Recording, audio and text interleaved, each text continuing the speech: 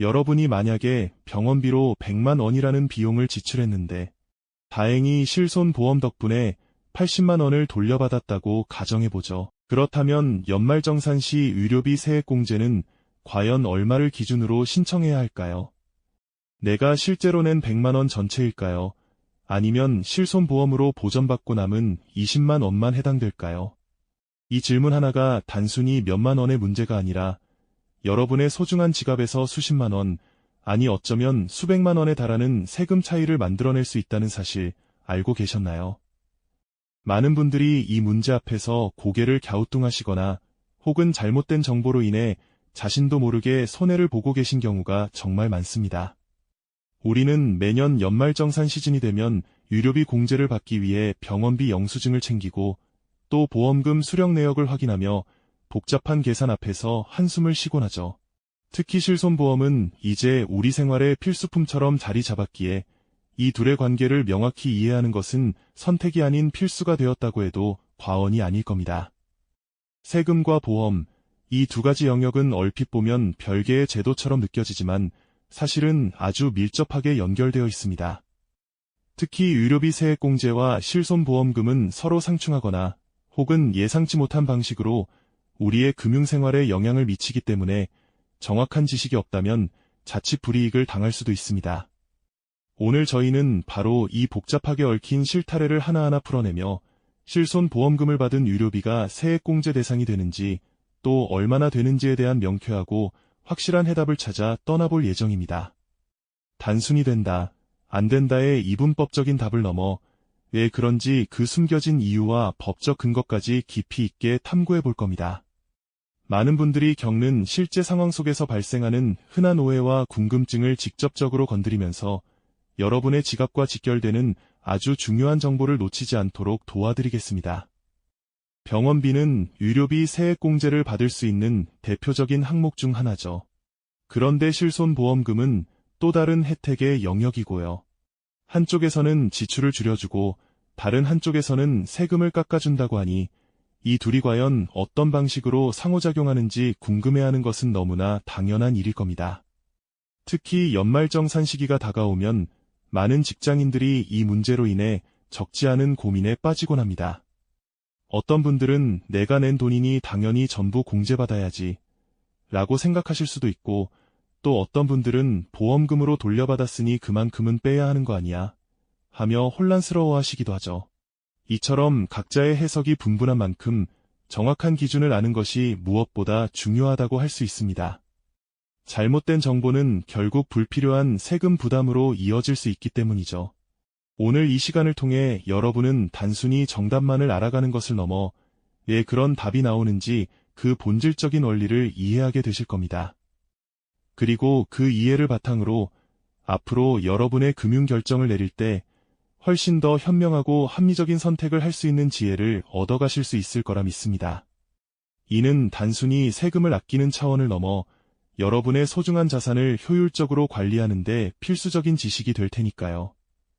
우리의 일상에서 뗄래야 뗄 수 없는 병원비와 보험금, 그리고 연말정산이라는 세금 혜택까지 이 모든 것이 복잡하게 얽혀있는 듯 보이지만 사실 그 안에는 명확한 원칙과 기준이 존재합니다.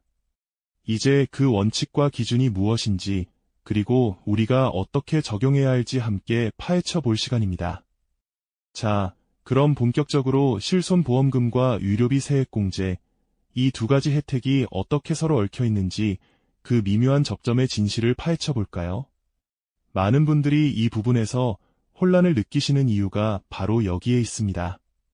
세법은 실제로 지출한 의료비에 대해서만 세액공제를 해주겠다는 대원칙을 가지고 있거든요. 즉, 내가 병원비를 냈지만 그 돈의 일부 또는 전부를 보험회사로부터 돌려받았다면 그 금액만큼은 더 이상 실제로 내가 부담한 의료비로 보지 않겠다는 의미입니다. 마치 복잡하게 얽힌 실타래처럼 보이지만 사실 법의 의도는 명확합니다. 국가가 국민의 의료비 부담을 덜어주기 위해 세액공제를 해주는 것과 개인이 보험에 가입하여 병원비를 보전받는 것은 엄연히 다른 차원의 혜택이라는 것이죠.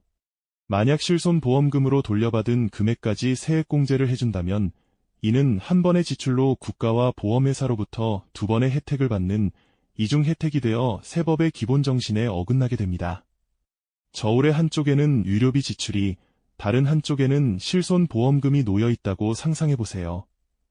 보험금이 지출의 무게를 덜어준다면 그만큼은 공제 대상에서 빠져야 균형이 맞는다는 이야기입니다. 이러한 법적 근거는 국세청의 유권 해석과 법원의 판례를 통해서도 일관되게 확인되고 있습니다. 우리가 예상하는 것보다 훨씬 더 명확한 기준이 이미 존재하고 있었다는 사실에 놀라셨을 수도 있겠네요. 그렇다면 우리는 어떻게 현명하게 이 두 가지 혜택을 관리해야 할까요?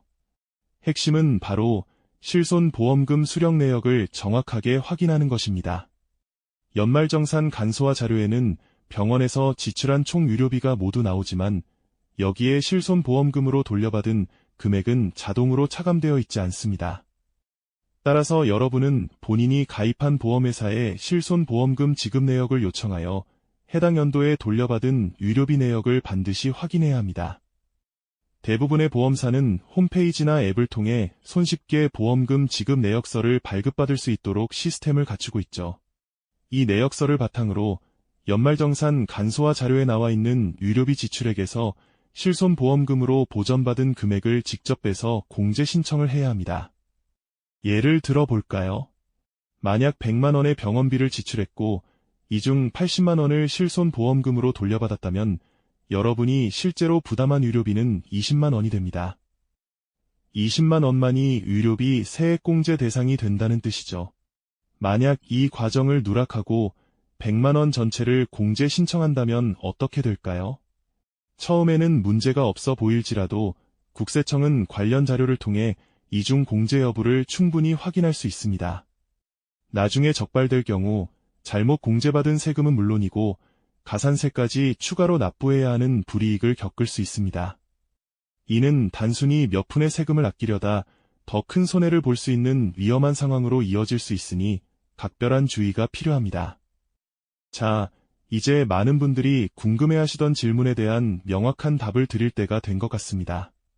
결론적으로 말씀드리자면 실손보험금으로 돌려받은 병원비는 유료비 세액공제 대상에서 별표 반드시 제외해야 합니다. 별표. 이는 실제로 여러분의 지갑에서 나간 유료비만을 공제해주겠다는 세법의 가장 기본적인 원칙이며 한 번의 지출에 대해 국가로부터 두 번의 혜택을 받는 것을 막기 위한 너무나도 당연한 조치라고 할 수 있죠.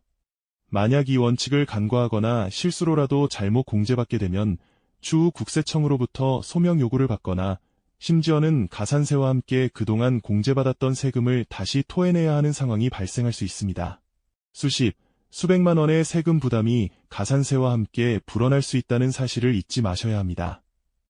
그러니 연말정산 유료비 공제를 신청하실 때는 항상 내가 실제 부담한 금액이 얼마인지 꼼꼼하게 확인하는 습관을 들이는 것이 중요합니다. 이 작은 습관 하나가 여러분의 소중한 자산을 지키는 큰 방패가 될 테니까요. 오늘 우리가 함께 파헤쳐본 이 이야기는 단순히 세금 몇 푼을 아끼는 차원을 넘어섭니다. 이는 여러분의 소중한 자산을 현명하게 지키고 합법적인 범위 내에서 재정적인 지혜를 발휘하는 매우 중요한 과정이라고 할 수 있죠. 복잡해 보이는 금융 정보 속에서 진짜 핵심 지식을 찾아내고 그것을 내 삶에 적용하는 능력은 현대사회를 살아가는 우리에게 필수적인 금융 문해력의 한 단면이기도 합니다. 알고 보면 너무나도 단순하지만 모르고 지나치면 큰 손해로 이어질 수 있는 금융 지식의 세계, 오늘 이 시간이 여러분의 지갑을 든든하게 지켜주는 작은 등대가 되었기를 진심으로 바랍니다. 감사합니다.